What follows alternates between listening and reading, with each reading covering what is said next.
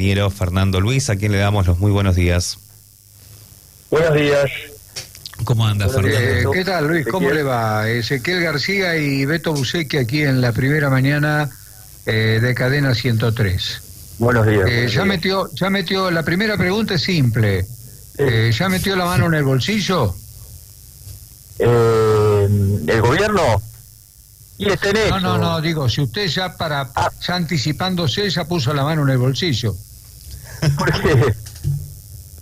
Y bueno, porque evidentemente pareciera que le van a hacer un nuevo pedido de colaboración. Ah, sí. Bueno, no, todavía no pierdo las esperanzas, digamos. No pierdo las esperanzas. Aparentemente están amagando con todo eso. Han salido con este tema de vigilar a ciertos operadores de la carne, para infundir un poquito de temor al principio, pero todavía eso no está reglamentado, está anunciado y no está reglamentado. Lo que realmente más preocupa es lo que pasó ayer en el mercado de Liniers. Aparentemente una llamada para que Coto, que es un operador muy grande del mercado, se retire del mercado. Esas son las cosas que a lo mejor más preocupan. No es que el otro no preocupe, pero esto ya estamos en el terreno de la amenaza, ¿no? De perseguir a lo mejor con la FIP a los operadores. Presión en realidad, ¿no? Presión. Esto es muy feo, es muy malo, absolutamente malo. Lo otro también, estamos todos un poco a la expectativa, porque si bien se anunció, todavía, bueno, no se ven a lo mejor los primeros inconvenientes, no están tan a la vista. Bajó un poco el mercado, después se recuperó un poco, pero sí, es un discurso lamentable, porque Beto, vos sabés bien que la ganadería es un negocio de muy, muy largo plazo, entre que se toma la decisión de dejar una ternera hasta que pare, y ese producto y ese hijo a su vez está en condiciones de ser comercializado, pueden pasar 4 años o más también. Y Argentina todavía no termina de recuperar el stock de Hacienda que tuvo allá en el 2008. Por lo tanto, todo este tipo de cosas van a seguir demorando la recuperación. Y en definitiva, el temor, el miedo de que el precio al público, al consumidor, aumente mucho, es consecuencia directa de la falta de oferta. Claro. Si nosotros seguimos infundiendo miedo para que esa persona que tiene que pensar de acá a 4 años que va a tener un producto terminado, y bueno, así no vamos a recuperar nunca el stock. Por ende, estamos en un círculo vicioso donde el stock no es suficiente y donde los precios pueden tender a subir más de lo que el gobierno quisiera. Fernando, bueno, la verdad que es un gusto siempre la predisposición que tenés con el programa, y también sos muy claro al momento de explicar las cuestiones agropecuarias, porque hay personas que a veces no lo entienden porque no conocen. Fíjate, hay un ejemplo que estaba, perdóname que te corte, hay un ejemplo muy, muy claro que estaba viendo los otros días. Uruguay es un país muy parecido a nosotros, ¿no es cierto? En todo sentido, el más parecido del mundo. Nosotros, Uruguay exporta más porcentaje de su stock vacuno que la Argentina, y sin embargo come más carne vacuna hoy que la Argentina. Fíjate, ¿no? O sea, exporta el 70% de su producción de carne, nosotros exportaremos, no llegamos al 40%, y el consumo per cápita de carne vacuna en Uruguay hoy es mayor que en la Argentina. ¿Y eso por qué? Porque Fernando, Uruguay... ahí se daría el axioma de que están subsidiando con los cortes que mandan Europa el consumo interno. No, la explicación es más sencilla. Uruguay tiene casi 3 vacunos por habitante. Nosotros tenemos 1,3. La explicación es tan sencilla como eso. O sea que Argentina tendría que tener en este momento un stock de 120 millones de vacunos y apenas tiene 55.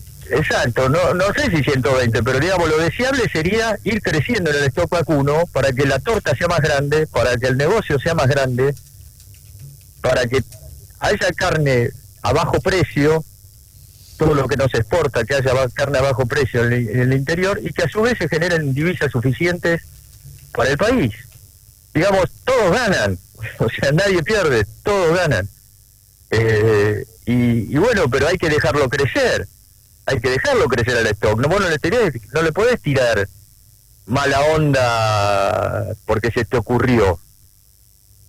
No, además, ustedes, Beto y Ezequiel, viven acá. ¿Vos te crees que la carne en el mostrador va a bajar? No, al contrario, sube. No, nunca, en realidad nunca baja. Pero no baja porque lógicamente el carnicero de algo tiene que vivir. Tiene un costo de vida cada vez mayor.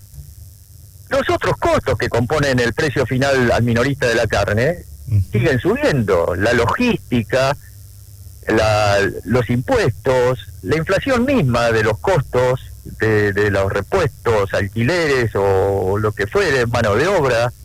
Digamos, la carne es una parte de lo que uno compra en el carnicero. Todo lo demás son costos. Vos sabés que te interrumpo, sí, porque me haces acordar cuando hacemos notas con el representante de los panaderos, y él dice que el aumento del trigo solamente influye el 8% en el precio del pan, porque claro, el resto es personal, impuestos. Digamos, el solo hecho de tener abierto el negocio significa la otra parte del impuesto. El aumento de la harina es solamente el 8%. Y además el panadero tiene que ponerle un precio mayor, porque el panadero tiene una familia y quiere que mantener a la familia. Y la familia cada vez que va al supermercado cada vez le sale más caro. Entonces al panadero le queda más remedio que aumentar el precio del pan porque de eso vive. Sí, y también, Fernando, es que, por ejemplo, en Olavarría tenemos grandes carnicerías históricas que tienen sus mismos cortes, y también tenemos esos carniceros que alquilan, por ejemplo, en un chino lo que es el sector de carnicería, sí, que son los más golpeados. Sí, claro, sí, seguro, y que seguramente están vendiendo menos que antes. Pero vuelvo a lo mismo, ese señor que tiene la carnicería en el chino tiene una familia y tiene que vivir. O sea, difícilmente baje el precio del mostrador, seguramente tratará de capturar más ganancia, si puede, la mayor ganancia posible, porque tiene una vida que hacer ese carnicero. Mira, a mí me pasó algo en estos últimos 20 días que tuve que estar en Buenos Aires por cuestiones personales, y una de las cosas que me encargaba era ir a la verdulería o ir a la carnicería para hacer las compras. Si bien me parece que lo que es todo lo que es fruta y verdura, de repente en Gran Buenos Aires es mucho mejor de lo que nosotros tenemos en Olavarría, tal vez porque tienen el mercado central cerca, los precios no bajaban, al contrario, iban variando cada 3 días. Entonces, si uno pone lo que es una familia tipo, que de repente ambas personas, o sea, padre y madre, no pueden trabajar en blanco porque de repente las propuestas laborales no están siendo al 100% y es muy complicado conseguir un trabajo en blanco, nos vamos quedando cada vez a la mitad y vamos marcando una racha negativa. Y algunos piensan que de repente el sector agropecuario es como que tiene la fama, ¿no? Porque si uno ve algunos medios, como que ellos ponen en conflicto cuestiones todo el tiempo con lo que es el gobierno nacional y provincial. Pero los conflictos del campo no vienen desde ahora. Los conflictos con el campo vienen hace años, y vos al principio de la nota marcaste un año clave, que también fue el año 2007, con una posible ley de retención, la 125. Me la acuerdo de memoria porque mi documento termina así. Pero es que todavía no se puede sanar eso, ¿no? Como que el gobierno no sé si está buscando una cuestión de ayudar y apoyar al campo, porque en este momento, si bien la industria está subiendo y hay un blanqueo de capitales a través de la construcción, yo creo que el campo en la República Argentina es lo más interesante. Es uno de los sectores que puede ayudar en este momento de pandemia a la economía argentina. Ezequiel, el 60% de las exportaciones del país son de origen agroindustrial. O sea, si vos te peleás con tu principal fuente de ingreso, claro, haces lo posible para que desincentivar, bueno, y así te va a ir. Fíjate que recién el gobierno está en su segundo año. ¿Cómo? Digo, ¿te peleás o le quitas rentabilidad? Claro, le quitas rentabilidad, le quitas ganas, le quitas expectativa. Vuelvo al ejemplo del inicio. Cuando un señor ahora estamos llegando al invierno, y a lo mejor tiene que destinar una vaquillona a su primer servicio, que normalmente se da en invierno, y el señor muchos tendrán una visión optimista, como toda la gente en la vida, y otros tendrán una visión más pesimista. Ese señor pesimista probablemente la retire del servicio y la haga plata a la vaquillona. Entonces, hay que tener mucho cuidado con el mensaje que se da, porque repercute el año que viene, el otro, porque la ganadería es de muy largo plazo. Entonces, si este gobierno... Cuando se sacrifican vaquillonas, cuando se vende el stock de hembras, lo que se está haciendo es bajar la persiana de la fábrica. Claro, estás entornando la persiana. No la bajas del todo, pero, digamos, estás en tomás una actitud cuidadosa, protectora, digamos, de poco riesgo, y te quedas donde estás. Si haces plata lo que tenés, y sabes qué, decís, bueno, y compro dólares, porque esto, qué sé yo. Entonces, en lugar de decir, bueno, esta vaquillona, este año la voy a preñar, voy a invertir, voy a ponerle a lo mejor un toro bueno, un semen bueno, voy a hacerle un verdeo, voy a tratarla bien, porque esta es mi fabriquita de dinero. Y bueno, toda esa mentalidad en algunos se puede llegar a destruir con estos mensajes. Y entonces, ese famoso stock, esta comparación que yo te hacía, Argentina-Uruguay, va a tardar mucho más en llegar. Entonces vamos a siempre estar alrededor de este problema. Consumo interno versus exportación, precios, demagogia, elecciones, necesidad de tener todo medio controlado porque estamos por tener elecciones y las encuestas no dan bien. Bueno, todo este tipo de cosas atentan contra la inversión.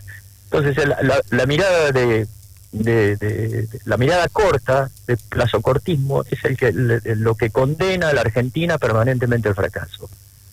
Porque no hay política Fernando, de Estado que se también te quería preguntar sobre el tema cereales. También se está hablando de aumento en retenciones. Sí, también se están mandando... Bueno, acá volvemos al ejemplo del panadero. Imagínate que el panadero te dice que la harina incide en el 9%, el 10% de su costo. Imagínate vos que ellos pueden llegar a subir sin necesidad de votar una nueva ley un 3% de las retenciones del trigo, por ejemplo. ¿Qué incide 3% del 10%? Incide el 3% del precio final. Incide menos del 3%, el 0,3% del precio final. O sea, ¿qué me estás diciendo que es para la mesa de los argentinos? En realidad, lo único que se está buscando es recaudar para sostener las elecciones, digamos, porque el efecto en los precios no puede superar el 0,5% del precio. No, inclusive con lo que vos estás diciendo, si vemos las tapas de todos los diarios de hoy, todos dicen que después de las elecciones se vienen, o sea, ya no están más los precios, estos precios congelados, estos precios cuidados en los supermercados, y que se vienen los aumentos para después de las elecciones, que siempre fue como algo... En realidad lo que se va a venir, Ezequiel, es un sinceramiento de la economía. Sí, a la fuerza. Claro. A la fuerza, porque no hay... Parece haber dentro de este gran conglomerado que es el gobierno nacional, parece haber un poquito más de... No vamos a ilusionar, un poquito más de moderación y lógica que en el gobierno cristinista, digamos, donde todo era mucho más de arriba para abajo, y todo era mucho más radicalizado, confrontativo, radicalizado, ideológico a ultranza. Acá, bueno, todavía a lo mejor queda algún poquito de alguna gente que es un poco mala cabeza y sabe que, digamos, si seguimos combatiendo a quien origina el 60% de los ingresos del país, el país no es viable, digamos. Entonces hay que... Cuando decís lo que estás diciendo, ¿estás pensando en Massa, por ejemplo? No pienso en nada, no, qué sé yo, uno olfatea a lo mejor gente que, no sé, como Guzmán o como al mismo Culfas, que a lo mejor tienen una cosa que es un poco más inteligente fuera de lo ideológico, pero son percepciones. No tengo duda que si hoy estuviera la misma Cristina al frente absolutamente con toda la cámpora encima, y estaríamos en un desastre mucho mayor.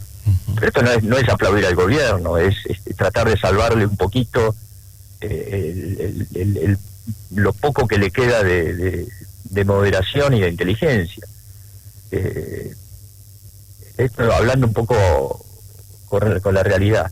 Seguramente esto en el 2008 2009 hubiera sido desastroso.